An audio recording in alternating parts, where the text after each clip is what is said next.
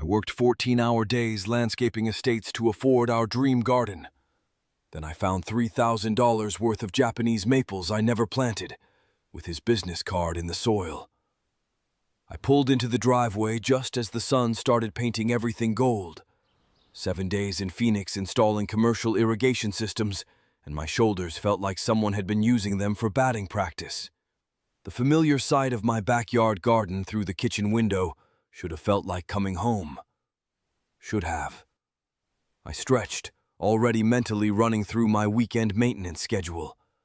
The tomatoes would need checking, the herb bed probably wanted water, and I'd promised myself I'd finally tackle that drainage issue near the back fence. "Honey, I'm back," I called, dropping my dusty work boots by the door. The sound echoed through our house, too quiet for a Friday evening. Julie's voice drifted down from upstairs, something about dinner being ready soon. I grabbed a cold beer from the fridge and headed for the back door. The evening light caught my prized vegetable garden, and from this distance, everything looked perfectly normal. Perfectly normal. 23 years of professional landscaping makes checking your domain automatic. I stepped onto the deck, beer in hand, and my trained eye immediately started its familiar scan. Soil moisture, plant health, growth patterns. It's like breathing for guys like me. The tomatoes looked good, maybe even a little too good, like they'd been getting more water than usual. My irrigation timer blinked 6:47 p.m. from its mount on the garage wall, right on schedule. "How was Phoenix?" Julie asked, appearing at the door with a quick kiss on my cheek. "Hot and dusty. Garden looks good, though." I took a long pull from my beer. "You've been taking care of things." She smiled, but something in her tone felt different. "I've been trying my best." Maybe I was just tired. 7 days of desert heat and commercial deadlines will mess with your head. I knelt beside my raised herb bed, running the familiar soil through my fingers. This is where I always start. The herbs tell you everything about your watering schedule. But the moisture content felt off, too wet for my usual routine. I pulled out my weathered garden journal, the leather cover soft from years of handling. Flipping to last week's entries, I traced my finger down the page. Tuesday, watered basil and oregano sections, 6 a.m., 8 minutes each zone. Thursday, skipped due to rain forecasts that never materialized. But the soil was telling me a different story. This wasn't just moist, it was saturated. "Julie, did you water the herbs while I was gone?" She called back from the kitchen, her voice carrying that distracted tone she used when she was multitasking. "Maybe once or twice. They looked thirsty." I frowned, pressing deeper into the soil. My plants never look thirsty when they're properly scheduled. That's the whole point of a system. The irrigation timer showed settings I didn't recognize, and that's when my stomach started to knot up. Zone 3 set for 15 minutes instead of my standard 8. Zone 5 running twice daily instead of every other day. I've programmed this system for 3 years, know every setting by heart like some guys know baseball stats. "Julie, did you mess with the sprinkler timer?" Her laugh echoed from inside the house. "I might have adjusted it a little. The roses looked dry." I stared at the digital display, my beer growing warm in my hand. These weren't minor adjustments. These were completely different watering patterns, and my water bill was going to be astronomical. More than that, overwatering kills more plants than drought ever will. "These settings will drown half the garden," I muttered, already calculating the damage. Behind my prize-winning tomatoes, I spotted something that stopped me cold. 3 ornamental grasses I'd never seen before, their silver-blue fronds catching the evening light like they were posing for a magazine. I approached slowly, my contractor's mind automatically cataloging details. Mature specimens, professionally installed, expensive root systems that meant someone had paid serious money. These weren't impulse buys from the garden center. These were the kind of grasses you special order from commercial suppliers. "Julie!" My voice carried an edge now.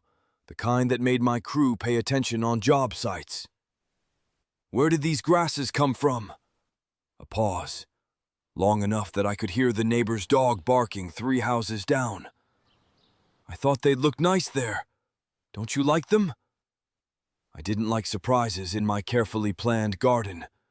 Every plant had a purpose, a place, a reason for being there. These grasses were beautiful, sure, but they were also completely wrong for this microclimate.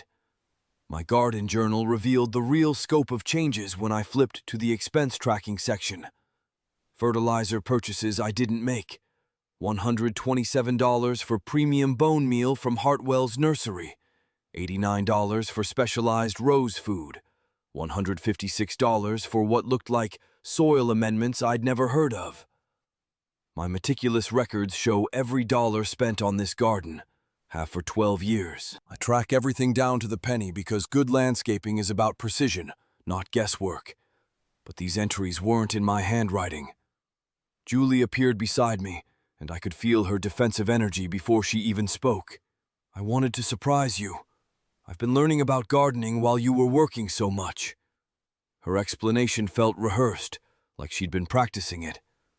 I've been with this woman for 12 years, and she's never shown interest in plants beyond complaining about my dirty fingernails and the mud I track through the house.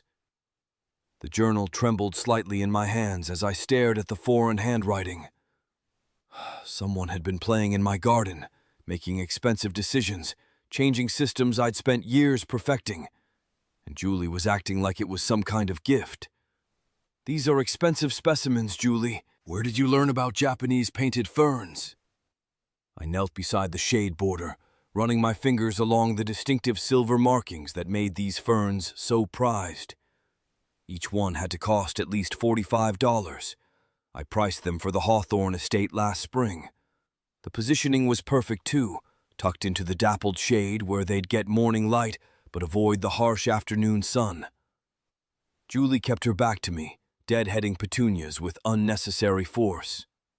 YouTube videos, gardening websites, there's so much information online now. But I've watched enough YouTube gardening videos to know the difference between amateur enthusiasm and professional placement.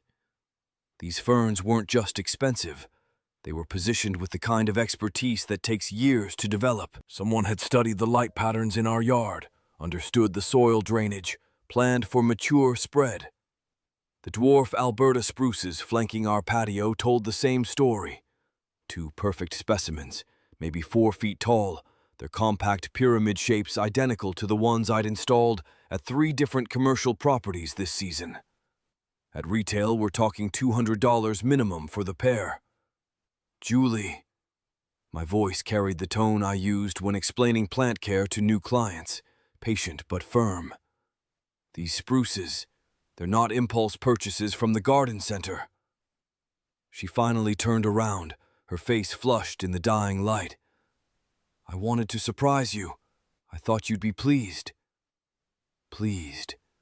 I stared at the evidence of someone else's expertise scattered throughout my carefully planned garden, every plant perfectly suited to its microclimate, every placement showing deep understanding of growth patterns and mature size.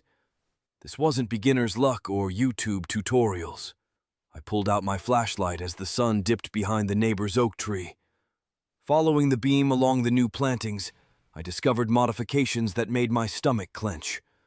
Someone had installed drip irrigation lines, not the basic soaker hoses you'd find at Home Depot, but professional-grade tubing with pressure-compensating emitters. Julie, who helped you install this irrigation? The beam revealed precise work, buried lines, proper spacing, connections that would pass any commercial inspection. This wasn't weekend warrior territory. This required specialized tools and knowledge of hydraulic pressure, flow rates, precipitation patterns. She didn't look up from her deadheading. I figured it out myself. It wasn't that complicated. The lie hung between us like the humidity that settles over the garden after a hot day. I've installed thousands of feet of drip irrigation in my career. This level of work required experience, proper tools, understanding of water pressure dynamics that takes years to master. I followed the new lines back to the main valve, my flashlight revealing professional-grade fittings and pressure regulators. Someone had tapped into my existing system with surgical precision, adding zones without disrupting the original layout. The kind of work I'd charge $1,500 for on a commercial job. This is contractor-level installation, Julie. My voice sounded strange in the gathering darkness, like it was coming from someone else. She'd moved to the other side of the garden, staying just outside my flashlight beam. As I knelt to examine the valve connections more closely, my beam caught something that stopped me cold. The soil around each new plant had been amended with materials I recognized immediately.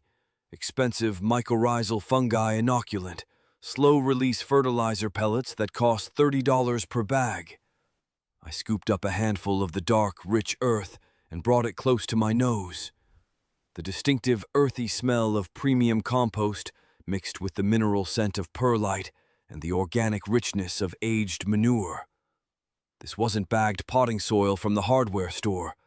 This was the same custom blend I special ordered for high-end residential clients. My hands were shaking now as I tested the soil pH with my pocket meter.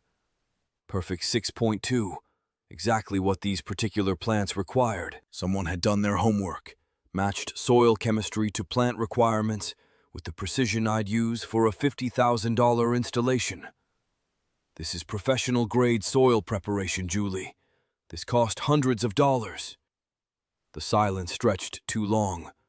I could hear her breathing somewhere in the darkness beyond my flashlight beam, but she didn't respond. When she finally spoke, her voice was barely audible above the evening cricket chorus. I wanted our garden to be special. Special. I sat back on my heels, trying to process what I was seeing. Every unauthorized change represented serious money, money we didn't have in our household budget. The plants alone approached $2,000, not counting the irrigation work and soil amendments. I made my way to the back steps, my legs suddenly unsteady. The garden journal felt heavy in my hands as I opened it across my knees, trying to calculate the total investment. Julie appeared beside me, settling onto the wooden step with unusual quiet. Her normal chatter about neighbors and weekend plans was replaced by nervous silence. "We need to talk about this, Julie. Really talk." She nodded but wouldn't meet my eyes, staring instead at her hands folded in her lap. The familiar comfort of my garden, my sanctuary after long days of physical labor, felt foreign now, like discovering someone had been living in your house while you were away, rearranging furniture and changing the locks. I clicked my flashlight back on, needing to see everything one more time. The beam swept across the unauthorized additions, each one representing expertise and investment that didn't add up to Julie's explanations. That's when the light caught something that made my blood freeze. Tucked behind the new Japanese maples, 3 rose bushes were thriving in perfect soil conditions. My breath stopped as I approached them, recognizing the distinctive burgundy foliage before I even saw the blooms. Mr. Lincoln variety. Deep red flowers with that unmistakable fragrance, the kind of heirloom roses that serious collectors pay premium prices for.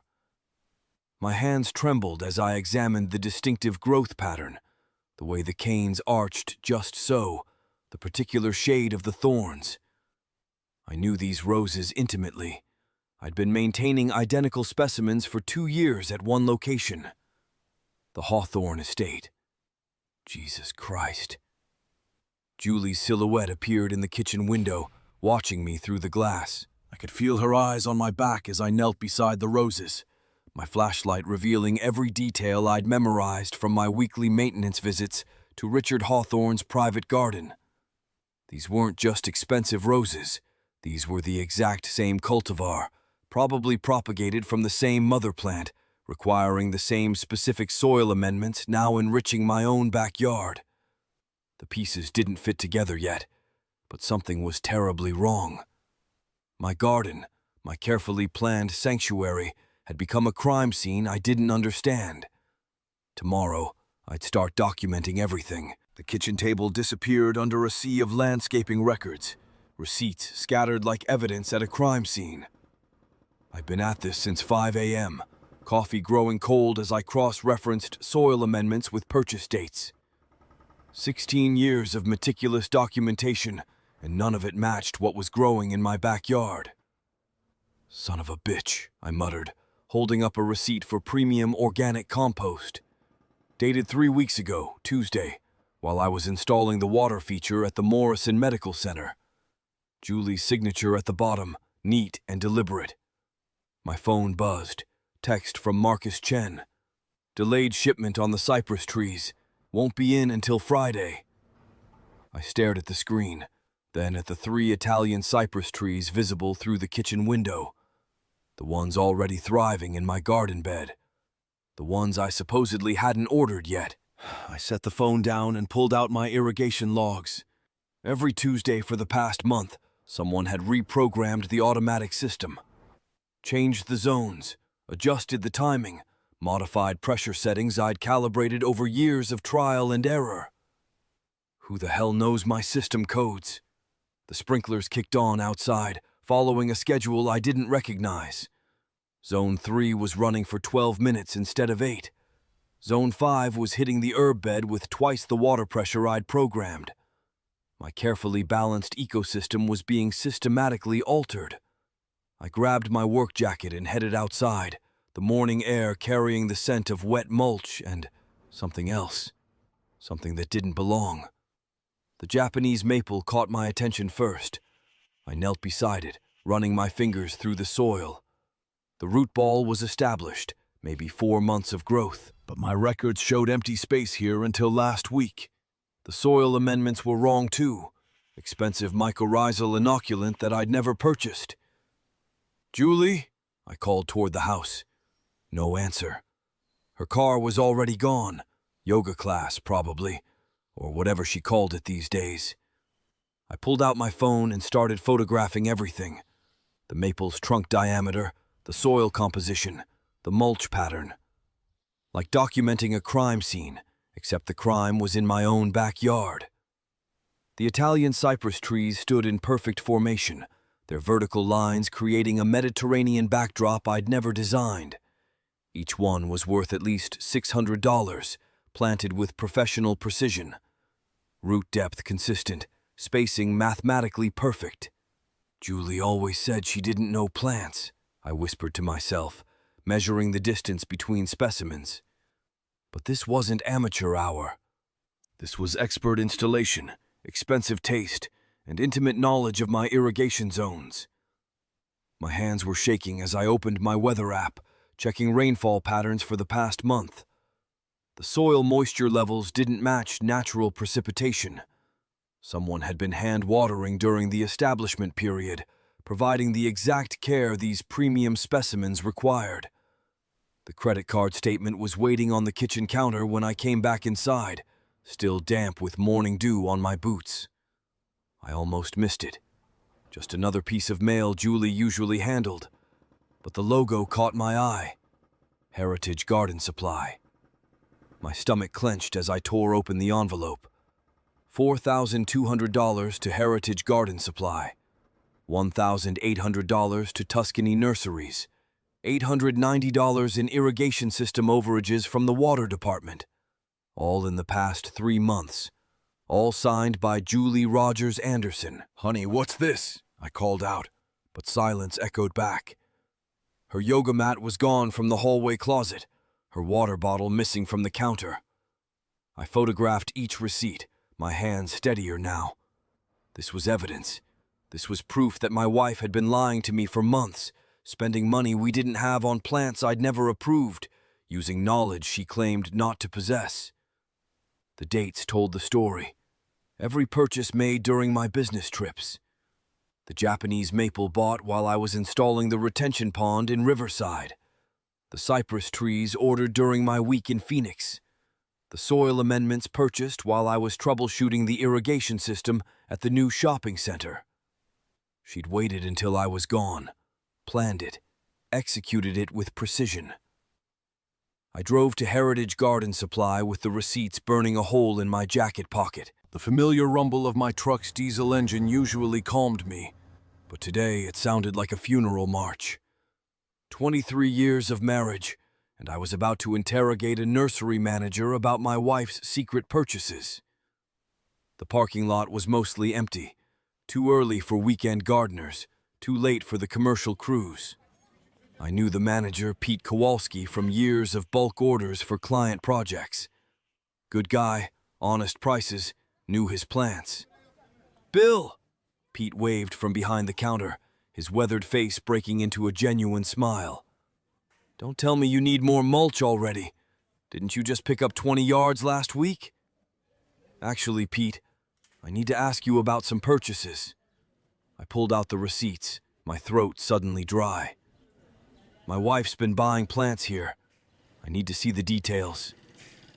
Pete's expression shifted, professional curiosity replacing casual friendship. "Sure thing. Let me pull up her account." His fingers clicked across the keyboard, fluorescent lights buzzing overhead like interrogation room fixtures. The nursery smelled of potting soil and fertilizer, scents that usually brought me comfort. Today they felt suffocating.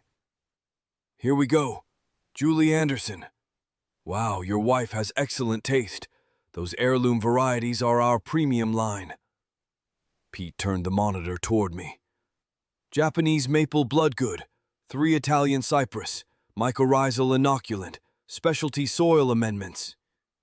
Each item on the screen was another nail in the coffin of my marriage. Premium specimens I'd never seen in person, purchased with expertise I didn't know Julie possessed. "Pete, when did she make these purchases? Exact dates?" He scrolled through the records. "Let's see. Japanese maple on the 15th. That was a Tuesday morning. Cypress trees on the 22nd, also Tuesday. Soil amendments." He paused, checking something. "She special ordered those. Had to call our supplier in Oregon." Tuesday mornings. Every single purchase made on Tuesday mornings, while I was across town installing commercial irrigation systems. Did she seem to know what she was buying? I mean, these aren't beginner plants. Pete laughed, but it sounded forced. "Know what she was buying? Bill, your wife could teach a master gardener class. She knew the Latin names, asked about soil pH requirements, wanted specific mycorrhizal strains for the cypress establishment. I figured you'd been coaching her." The floor felt unsteady beneath my boots. Julie, who claimed she couldn't tell a weed from a flower, had been speaking botanical Latin to nursery professionals. "One more thing, Pete. Did she mention where she was planning to plant these?" "Actually, yeah. She said something about creating a Mediterranean garden theme. Mentioned wanting to surprise you with a professional quality installation." Pete's smile faded as he read my expression. "Everything okay, Bill?" I folded the receipts back into my pocket, my marriage crumbling like dry soil in my hands. "Yeah, Pete, everything's fine." But as I walked back to my truck, the morning sun casting long shadows across the nursery parking lot, I knew everything was far from fine. My wife had been living a double life, one that required botanical expertise she'd hidden from me for 23 years. The question wasn't what she was hiding anymore. The question was, who had taught her to hide it so well? The drive home felt endless. Every red light gave me more time to think, more time for the truth to settle in my chest like a stone. Julie had been studying plants, learning botanical Latin, purchasing premium specimens with the confidence of someone who'd been coached by an expert. Someone who wasn't me. I pulled into our driveway and sat in the truck for a moment, staring at our house. The same house where I'd kissed her goodbye every morning for 23 years. The same front door she'd walked through last night, humming like she didn't have a care in the world. Inside, I spread the nursery receipts across our kitchen table like evidence in a crime scene. Then I grabbed my graph paper from the utility drawer, the same pad I used for irrigation layouts and planting schedules. If Julie wanted to play games with my profession, I'd investigate this like the professional I was. I drew a timeline across the top. March through July, Then I started plotting the data. March 15th. Japanese maple purchased. I checked my work calendar. Phoenix commercial job 3 days. Julie had texted me that night about having dinner with her sister. March 22nd. Italian cypress trees, soil amendments. Another business trip, this one to Tucson. Julie's book club night, according to her calendar on the refrigerator. April 8th. Mycorrhizal inoculant, specialty fertilizers. Sacramento job. Julie's yoga class ran late, she'd said. The pattern emerged like a constellation of betrayal. Every purchase made during my absences. Every expensive specimen bought while I was out of town, earning the money she was spending on plants I'd never seen. I set down my pencil, suddenly exhausted. 23 years of marriage, and I was sitting at my own kitchen table, creating evidence charts like some paranoid detective. But the numbers didn't lie. Plants don't lie. I walked to the window overlooking our backyard. The afternoon sun cast long shadows across the garden that had been my pride and joy. Now it looked contaminated, every non-native specimen a whispered accusation in the breeze. The house felt different now, like the walls themselves were keeping secrets. I needed to check something. Back in my office, I opened my client database on the computer. 27 active accounts, from small residential lawns to multi-million-dollar estates. I pulled up the plant inventory for each property, cross-referencing varieties with what Pete had shown me on Julie's receipts. Japanese maple bloodgood, premium specimen, expensive as hell.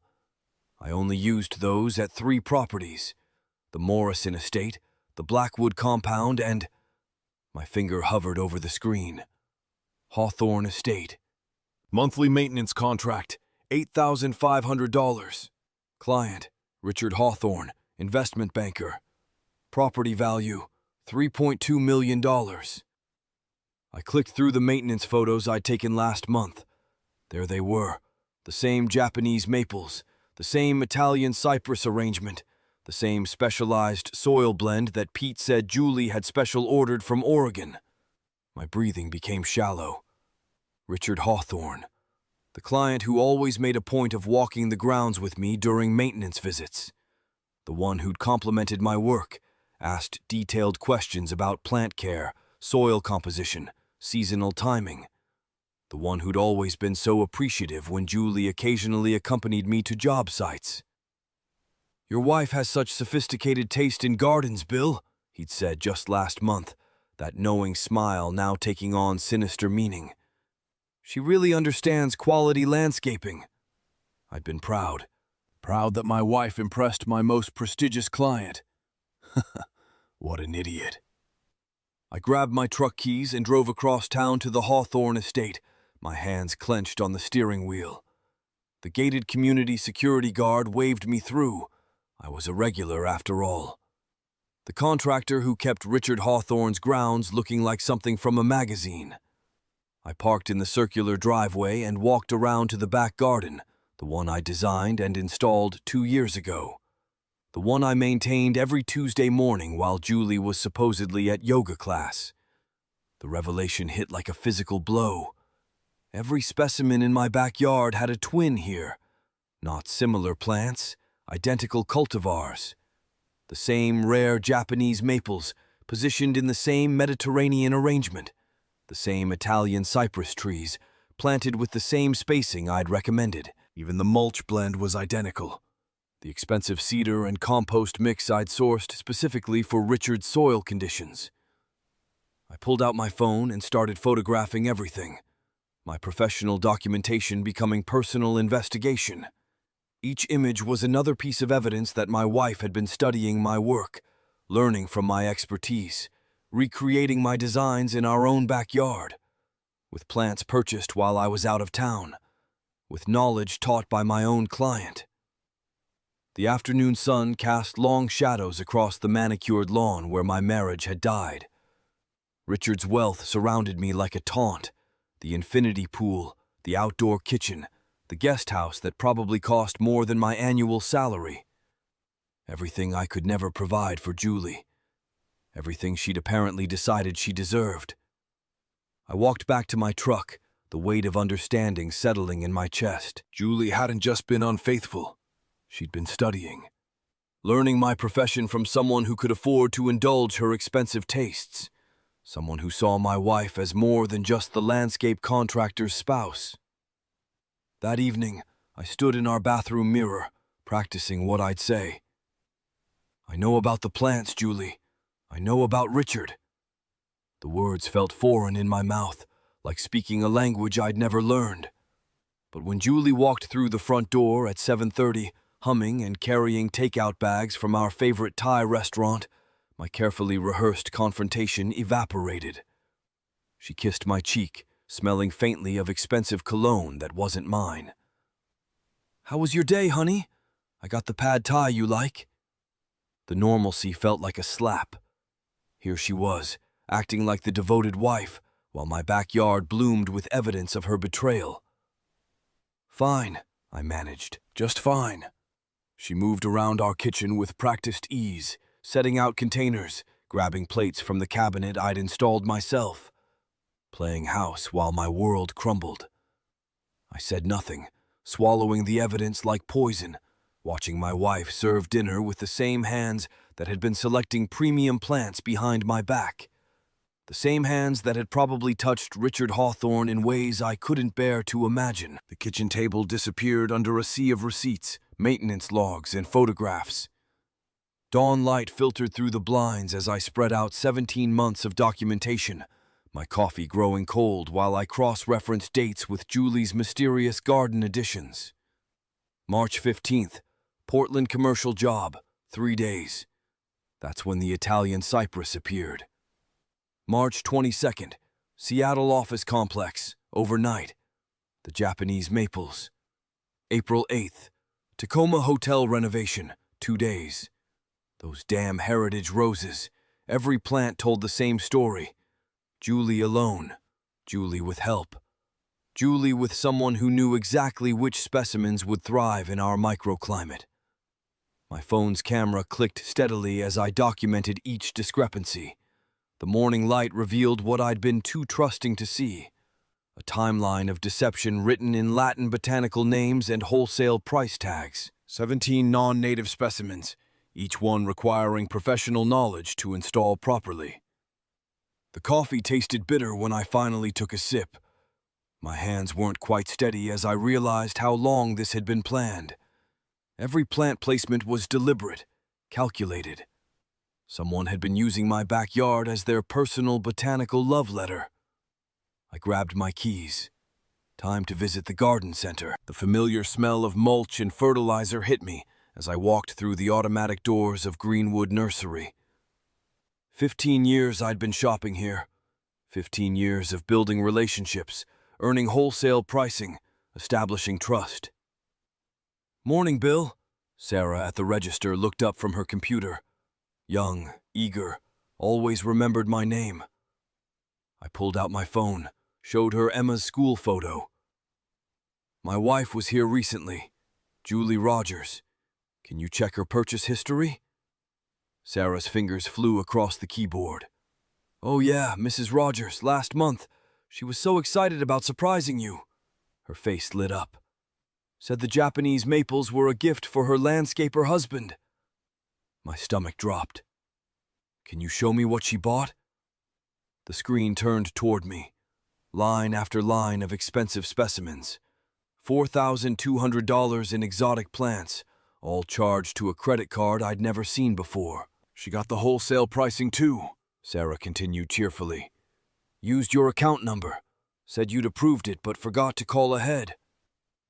I stared at the screen. Every plant now growing in my backyard, purchased with my professional reputation as collateral.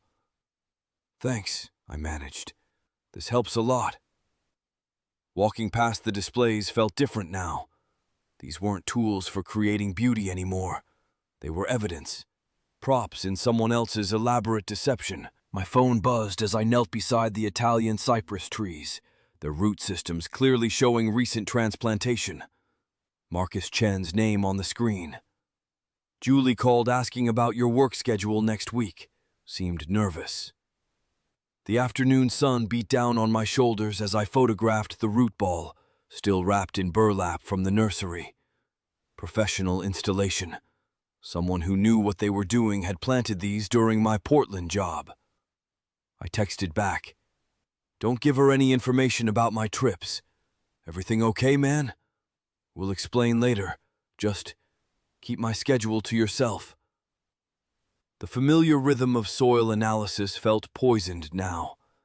Instead of reading seasonal changes and nutrient levels, I was investigating my own life like a crime scene. The cypress roots told their story. Planted quickly, watered heavily, established with expensive root stimulator. Someone had been very busy while I was away. The basement felt smaller than usual as I descended the wooden steps, my phone's flashlight illuminating the irrigation controller mounted on the concrete wall. The mechanical hum of the system filled the space, a sound that used to comfort me, the heartbeat of my landscape design. Now it sounded like evidence. 6 unauthorized programming changes over 8 months. I photographed each one, my hands steady despite the rage building in my chest. Julie's handwriting on yellow sticky notes attached to the timer. Deep water zones 3 to 7. Extended cycle Thursdays. Extra 15 minutes morning cycle. Each note dated, each one coinciding with my overnight work trips. The basement air felt thick, stifling.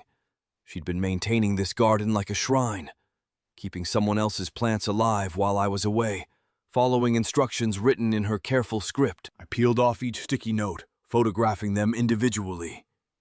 Evidence of systematic betrayal, orchestrated in my own home. The woman who claimed she couldn't tell a weed from a wildflower had been running a precision irrigation schedule for months. My phone rang while I was measuring soil pH around the heritage roses. Richard Hawthorne's name on the caller ID made my blood freeze. I answered on the 3rd ring. "Hello, Richard." "Bill." His voice was smooth, controlled, but there was something underneath I'd never heard before. "We need to talk.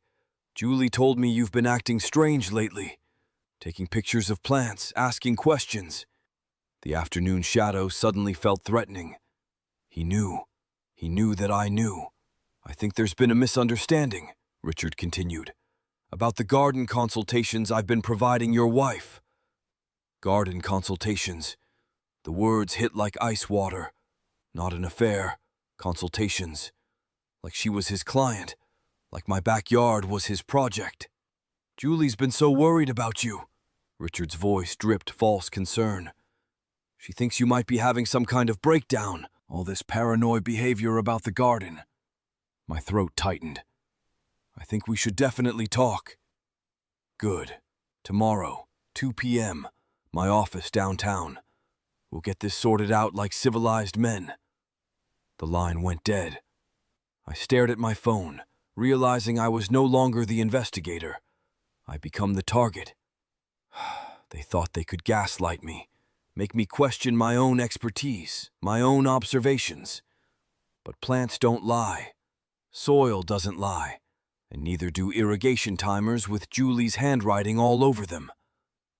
I walked back to the house, my mind racing through the implications of Richard's call. The porch light cast long shadows across our driveway, and something felt wrong, different. My truck sat where I'd left it, but the stance looked off, lower somehow. I approached slowly, my phone's flashlight revealing the truth in 4 clean slashes, each tire cut with surgical precision, not random vandalism. These weren't angry kids with pocket knives. This was deliberate, professional. Someone who knew exactly how to disable a vehicle without triggering car alarms. $800 minimum to replace them. 2 days without my truck while the shop ordered the right size. Just enough inconvenience to send a message without crossing into obvious criminal territory. The kitchen window glowed warm yellow above me. Julie's silhouette moved behind the curtains, pouring wine like it was any other Tuesday evening. She'd been watching, waiting for me to discover her handiwork. I climbed the front steps, my boots heavy on the wooden planks I'd installed myself 3 summers ago. The house felt foreign now, like walking into enemy territory. "Probably kids," Julie said without turning around as I entered the kitchen. Her wine glass caught the overhead light, casting red shadows on the granite countertop. "You should be more careful where you park." The casual cruelty in her voice hit harder than the vandalism itself. No surprise, no concern, no offer to help. Just cold calculation dressed up as neighborly wisdom. "Kids," I repeated, watching her face in the window's reflection. "With box cutters." She shrugged, finally turning to face me. Her expression was perfectly composed, like she'd been practicing in the mirror. "Teenagers these days.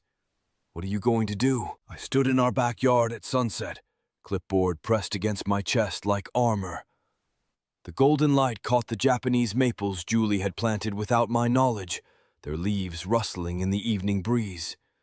She was watering the heirloom roses, the expensive ones that matched Richard Hawthorne's garden perfectly.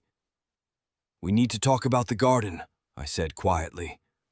Julie froze mid-pour, water spilling onto the Italian cypress roots. The sound of it hitting the mulch was too loud in the sudden silence. She straightened slowly, still gripping the watering can. "What about it?" Her voice had that careful tone she used when Emma asked about grown-up things. The evening air carried the scent of expensive fertilizer I'd never applied. Bone meal and kelp extract, premium amendments that cost 3 times what I usually bought. I opened my clipboard, revealing months of meticulous records written in my careful handwriting.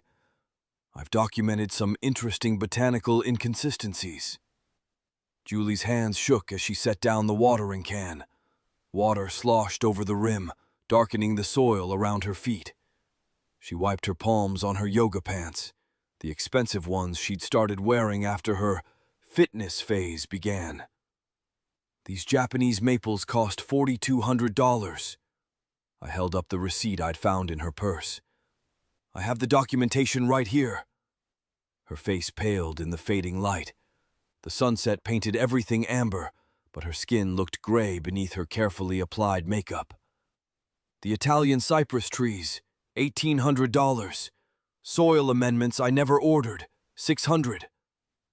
My finger traced each entry with the same precision I used for client reports. "Premium fertilizer blend, mycorrhizal inoculant, pH buffers." The garden suddenly felt like a crime scene, each plant a piece of evidence, every bloom a witness to deception. "I maintain detailed records for every client, Julie, including my own property." She opened her mouth to speak, then closed it. The silence stretched between us like shadows across the lawn. Somewhere in the distance, a neighbor's sprinkler system clicked on. The sound made us both flinch. "I wanted to surprise you," Julie finally said, her voice brittle as dead leaves. "The garden looked so plain compared to your client properties." My laugh came out bitter. I flipped to the irrigation logs, pages of data I'd been tracking for months.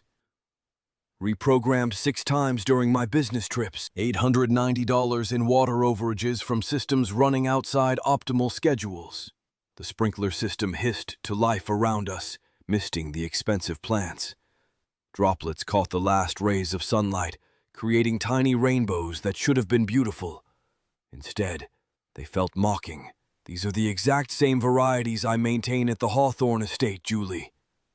I kept my voice level, professional, the same tone I used when explaining plant care to clients. Same suppliers, same care instructions, same cultivation requirements. Her composure cracked completely. She took a step back, stumbling over the garden border I'd installed myself last spring. "Richard said you'd be proud of the improvements." The admission hung in the air like pollen, heavy and suffocating. I felt something die inside my chest.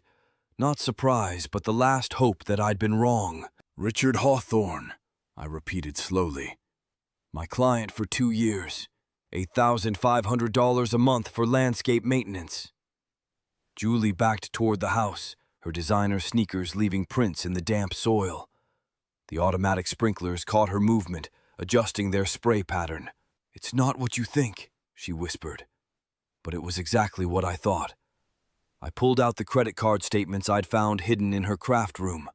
$23,400. Hotels, restaurants, weekend getaways. My voice never rose, but each word cut deeper than shouting would have. The garden that once brought me joy now felt poisoned. Every plant I looked at reminded me of how blind I'd been. The Grand Meridian Hotel, 11 visits. Chez Laurent Restaurant, 15 dinners.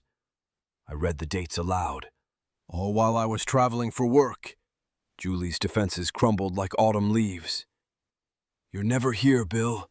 Always working, always with your plants." Her voice cracked with desperation. "Richard appreciates me. He actually listens when I talk." I nodded slowly, pulling out the printed GPS logs from Emma's phone tracking app, the one we'd installed for safety. 23 times at his estate while I was traveling. The irony isn't lost on me, Julie. The evening air grew cool, and the automatic sprinklers began their programmed cycle. Water droplets caught the last rays of sunlight like tears falling on our dying marriage. I walked to the Italian cypress trees, running my calloused hand along their smooth bark. The texture was familiar. I'd planted dozens of these at commercial properties. "These take 3 years to establish properly," I said, more to myself than to her. "You've been planning this garden, planning this affair, longer than I realized." Julie followed me, mascara streaking down her cheeks. "I never meant for it to happen." But the garden beds told a different story. Careful planning, expensive investments, deliberate deception. Every plant placement showed forethought. Every soil amendment revealed preparation. "Every plant here is a timeline, Julie." I knelt beside the roses, their blooms perfect in the dying light. "Growth rings don't lie. Root development doesn't lie. These specimens were planted with professional care over months." My expertise, once a source of pride, now served as prosecutor and judge. The evidence was literally rooted in our shared soil. "You used my knowledge against me, my client relationships, my reputation." The sprinklers continued their cycle, watering the evidence of my wife's betrayal with the same precision I'd programmed into every system I maintained. The sprinklers shut off with a mechanical click, leaving only the sound of water dripping from rose petals onto the mulch below. Julie wiped her eyes with the back of her hand, smearing dirt across her cheek. "You don't understand, Bill. Richard said he'd leave his wife. We were going to start over, build something real together." I knelt beside the Japanese maple she'd planted without my knowledge, running my fingers through the amended soil. The root ball was perfectly established. This tree had been here for months, not weeks. "He's been married 24 years, Julie." I stood up slowly, brushing dirt from my knees. "His wife hired me to design their anniversary garden last spring, 24th wedding anniversary. I spent 3 weeks selecting heritage roses for their renewal ceremony." The words hit her like a physical blow. She sank onto the teak garden bench we'd bought together at the farmer's market 2 summers ago, when our marriage still felt solid as oak heartwood. That's not possible." Her voice barely rose above a whisper. "He showed me pictures of divorce papers. Photoshop's gotten pretty sophisticated." I examined the Italian cypress again, noting the professional root wrap still visible beneath the mulch. "These trees cost $400 each. The soil amendments alone ran $200. You think a man planning to leave his wife spends that kind of money on another woman's garden?" Julie's shoulders shook as the reality settled in. The expensive plants around her now seemed like monuments to her own naivety. Each specimen I'd unknowingly taught her to appreciate had become evidence of how thoroughly she'd been played. "I'm filing for divorce tomorrow," I said simply, my voice carrying no more emotion than when I discussed irrigation schedules with clients. The next morning came gray and cold, October air sharp with the promise of winter. I loaded my truck with tools from the Hawthorne estate job, pruning shears, soil pH meters, the specialized equipment I'd accumulated over 20 years of professional landscaping. My phone buzzed against my hip. Richard's name appeared on the screen, followed by a confused text about the sudden termination of services and questions about maintaining our professional relationship. I deleted the message without reading it fully, then blocked his number. Some relationships don't deserve the courtesy of explanation. Marcus Chen's pickup pulled into my driveway just as I finished loading the last of my equipment. My business partner understood the situation without words. He'd seen the evidence, watched me document every botanical inconsistency like a crime scene investigator. "Need help with anything else?" Marcus asked, hefting a bag of specialized fertilizer into my truck bed. 24 months of maintaining his paradise while he destroyed mine, I muttered, securing the tailgate with more force than necessary. The morning air smelled of fresh mulch and betrayal. Emma watched from her bedroom window, 12 years old but wise enough to sense the family shifting beneath her feet like unstable soil after heavy rain. Her face pressed against the glass, eyes wide with the kind of understanding children develop when their world changes without explanation. I waved up at her, forcing a smile that felt as artificial as the hybrid roses Julie had planted behind my tomatoes. 3 months later, I sat in my attorney's office reviewing divorce papers that reduced 13 years of marriage to asset division and custody schedules. The leather chair creaked as I shifted my weight, reading through terms that felt as foreign as botanical Latin once had.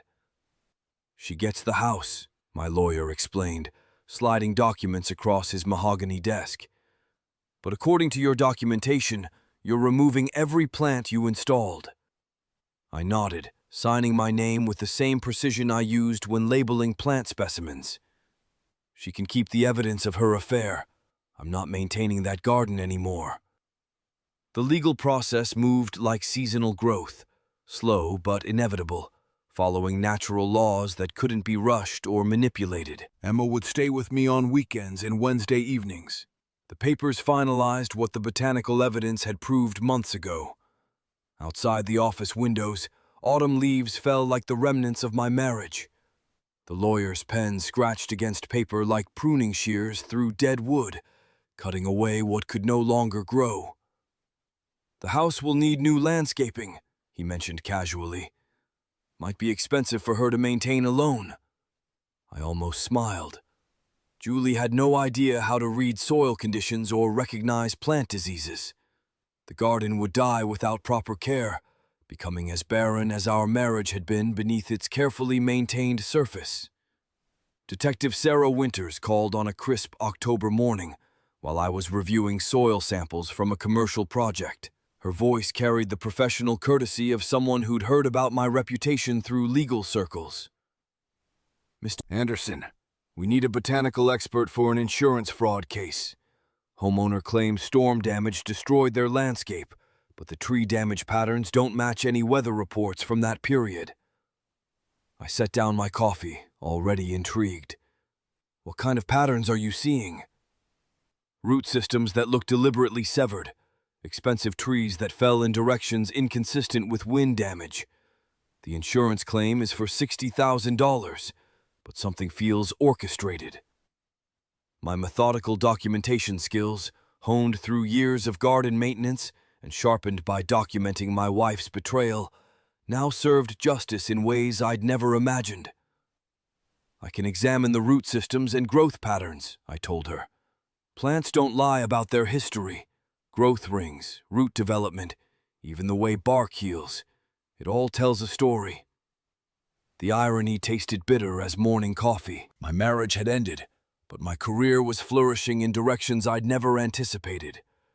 The same skills that revealed Julie's deception could uncover fraud buried in root systems and growth patterns. "When can you start?" Detective Winters asked. "This afternoon. I'll bring my equipment." 6 months after the divorce papers were signed, My consulting business had grown beyond anything I'd imagined possible. My home office overlooked a new garden, simpler plants, honest growth, no hidden meanings or expensive specimens chosen to impress anyone. Emma helped me plant native species on weekend mornings, learning to read soil conditions and recognize healthy root development. Her small hands worked the earth with the same methodical care I taught myself decades ago. "Dad, why are you happier now?" she asked, carefully spacing wildflower seeds according to the pattern I'd shown her. I considered the question while examining a healthy oak seedling, its roots spreading naturally through uncompromised soil. The answer came easier than I'd expected. "Because I'm growing something real again, Em. No deception, no hidden agendas, just honest growth that takes time and proper conditions." She nodded solemnly, understanding more than her 12 years should allow. "Like how the roses Mom planted were pretty but didn't belong?" Exactly like that. My phone rang from the office. Another consulting request, probably another case where botanical evidence could reveal human deception. The work paid better than landscape maintenance ever had, and carried a respect I'd never experienced when people saw me as just another guy with dirty hands and a pickup truck. The final case report sat on my desk like a diploma I'd never earned in college. The insurance fraud investigation had recovered $125,000 through my botanical evidence, root analysis, growth pattern documentation, soil composition studies that proved the storm damage had been carefully orchestrated over months. My expertise, once used solely to beautify landscapes and maintain other people's gardens, now uncovered deception buried in root systems and growth patterns. The consulting fee represented more than money, validation that truth grows in measurable ways, that honesty has its own natural rhythm that can't be faked or rushed. Outside my office window, Emma tended our modest garden with scientific precision, learning that authentic growth takes time and proper conditions. She'd inherited my eye for detail, my patience with natural processes, but without the naivety that had blinded me to Julie's deception. The family unit was broken.